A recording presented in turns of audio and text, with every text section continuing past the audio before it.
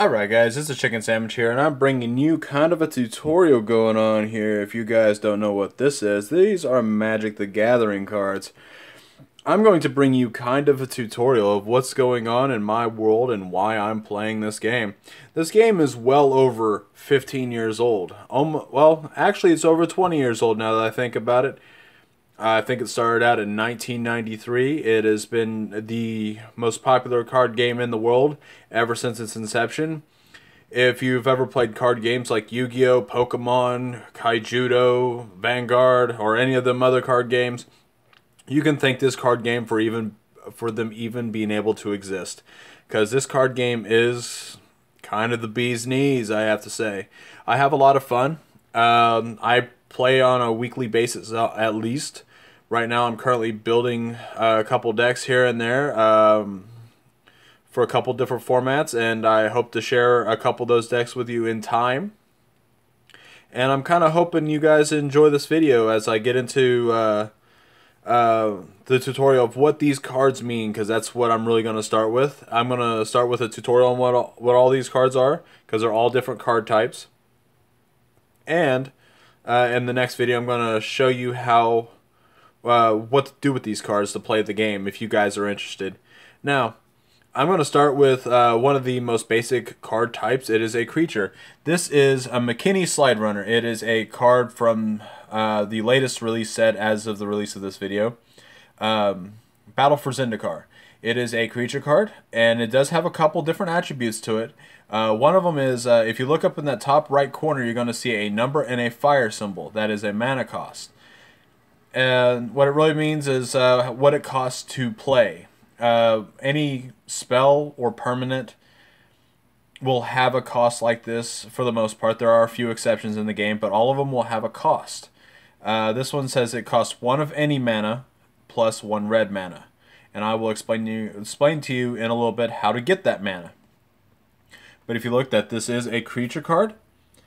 Beast, that is the subtype of the card. Which could come into play for certain cards. Some of them will say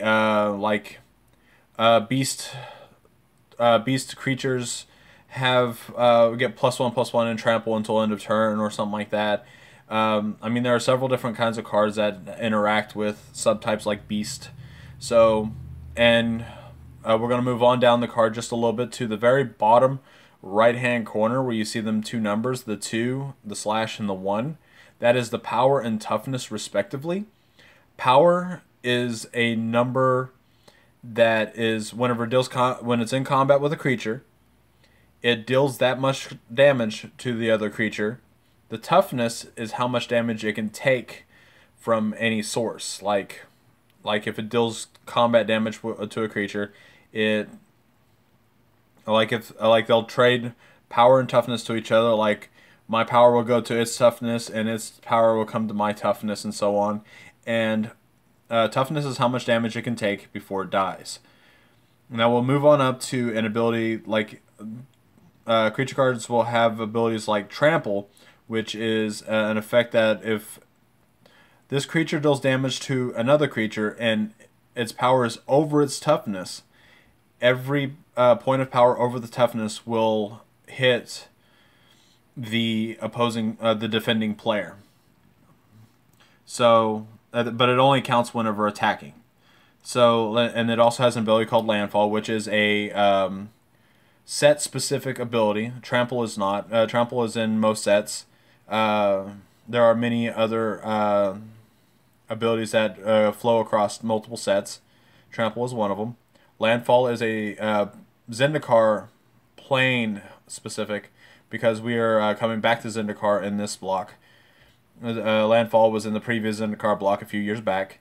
This just says whenever a land enters the battlefield under your control, Slide Runner gets +1/+1 till end of turn. +1/+1 just means it gets +1 power and +1 toughness until the end of the turn. Okay. Next permanent we're going to talk about is enchantments. Enchantments is another permanent type that just comes into play. It sits on the battlefield. It's not a creature. It doesn't do combat, unless it specifically says it's a enchantment creature. Which enchantment, there are enchantment creatures, there are artifact creatures, and there are also artifact enchantments. So like the major types mix together, and there are many cards that interact with each different type. So this one right here is a enchantment. It says at the beginning of your upkeep, which is the step before you draw, if you control an artifact, which is what this is, you can put a 1/1 colorless Thopter artifact creature token with flying onto the battlefield. Now, what it means by colorless, it means each card basically has a color affinity, alignment, I should say, because this one will say this is red because you pay 1 red mana to cast it. It's based on what color mana you use to cast. So this puts a colorless Thopter in there, and there are cards in there that interact with colorless cards, interact with red cards, and this is a blue card because you have to pay blue mana to cast it. And it says the Thopter artifact creature. So you put an artifact creature in there, so cards that interact with artifacts and creatures can affect that card. And a token is just basically a placeholder for a creature on there. And flying is an ability that allows whenever you attack or block. Well, it's mostly when you attack, you can attack, and only creatures with flying can block it or reach. Because reach is an ability that says may block as though it had flying, but it doesn't have flying because it can't attack as if it had flying. And this one says if whenever one or more artifact creatures you control deal combat damage, you may draw a card, which is a fairly nifty ability. I really like this card. This is an artifact. This actually has another keyword in it that I really want to kind of specify.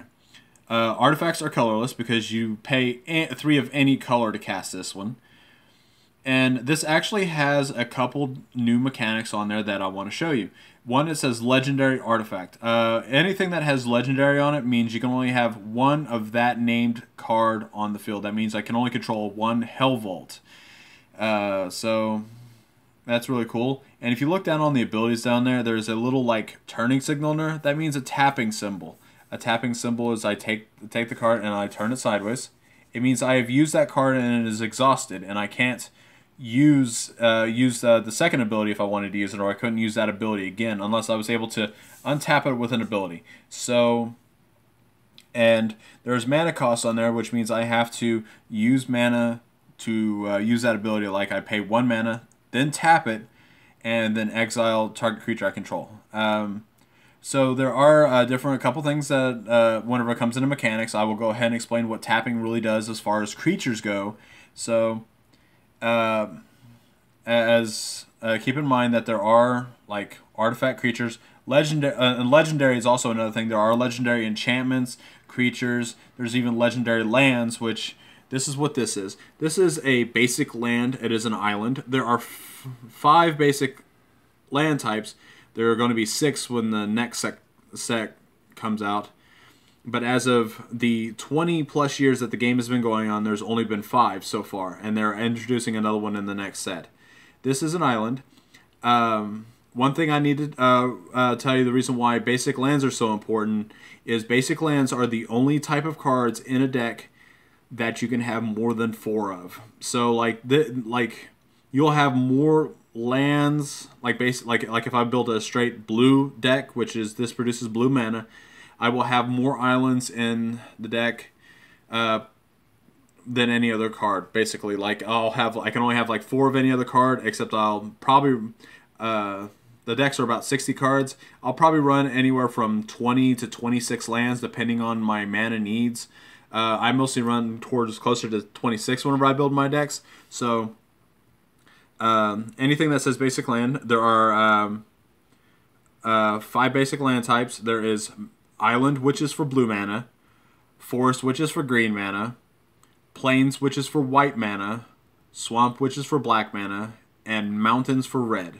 So whenever like I come back over here to McKinney Slide Runner, you see that red mana symbol up there. I got to tap 1 mountain and 1 of any other mana source, which means any kind of land, or like sometimes artifacts will have I can tap for land mana, or I can even tap like creatures for mana, sometimes enchantments. It's really weird. So I use these to produce the mana to cast spells. Like this one right here requires 2 blue mana and then 2 of any color. So like I would have to tap 2 islands and then 2 of any other kind of land, including islands, to play this spell. And spells are anything that aren't lands that you play, essentially. So these are the like major permanent types. There was one added. Well, these are the oldest, longest standing permanent types in the game. I'm going to go down here and I'm going to show you the permanent type that they added about 10 years ago, 10-ish years ago. This is Gideon, ally of Zendikar. This is a Planeswalker card. It is not a creature. It is a this is a Planeswalker, and you see the subtype Planeswalker, and then it says Gideon. Now the reason why it says Gideon on there, on the subtype, is that you can only control one Gideon Planeswalker at a time. It's basically the legendary rule, except there are multiple different types of Gideons that have been printed over the years. So if I play, his first was Gideon Jura, which was his first card ever printed. If I play it after I play this, I have to sacrifice one of them until I control only one Gideon Planeswalker.